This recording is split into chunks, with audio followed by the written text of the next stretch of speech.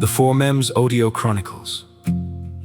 Sturts Desert Pea, the flower that carries grief.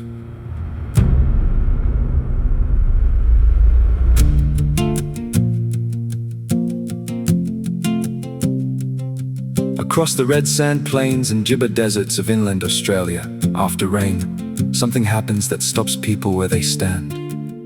The ground turns red, not from the earth alone, from flowers low, sprawling, vivid crimson with a deep black center, spreading across the desert floor as far as you can see.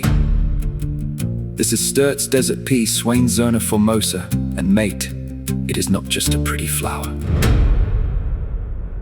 South Australia's floral emblem, named after explorer Charles Sturt, who encountered it during his 1844 expedition into the interior, though William Dampier had recorded it on the Western Australian coast as early as 1699. But the plant was known, understood and woven into culture tens of thousands of years before any European set eyes on it.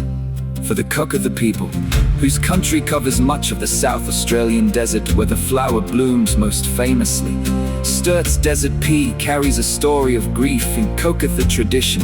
The deep red represents the blood of people lost, and the black boss at the center holds the tears of those who mourn them. That story is not decoration.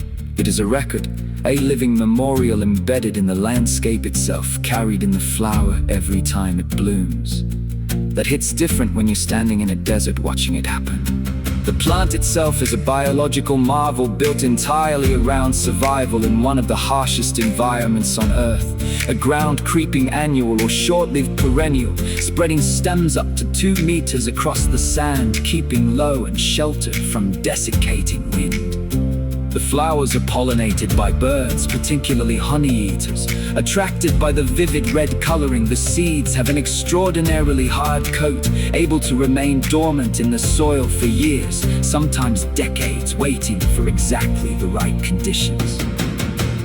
Germination requires specific triggers, scarification of that hard seed coat by heat, by the abrasion of moving sand, or in cultivation by mechanical treatment before planting without that trigger.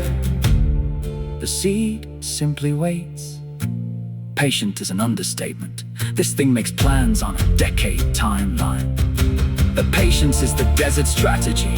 When rain comes to the inland, it comes rarely and unpredictably. Plants that hold viable seed in the soil for years without losing it are the ones that survive long term.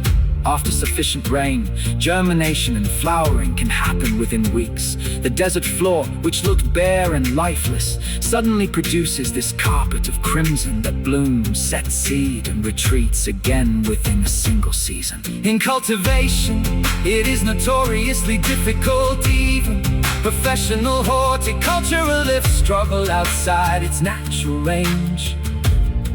It resents transplanting, demands exceptional drainage, and declines in humid coastal conditions, no matter how carefully it is tended. Basically, it only wants to live where life is hardest, typical Australia. Picking Sturt's desert pea in South Australia is illegal without a permit. The protection exists because decades of overpicking by travelers threaten natural seed set and local population recovery after flowering events. If you are lucky enough to see it in the wild, photograph it, leave it where it is. The desert needs the seed more than you need the flower. And take a moment with what you are actually looking at, a plant that carries thousands of years of First Nations memory, that waits in the earth for decades if it needs to, that turns the harshest country on the continent into something that stops people where they stand. The desert does not give this up easily. When it does, pay attention.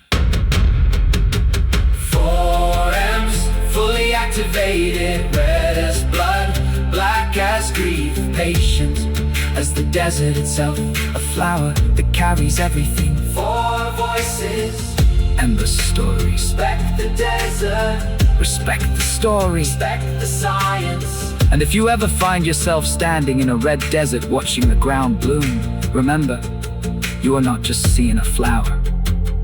You are standing inside a memory that was here long before any of us, and will be here long after.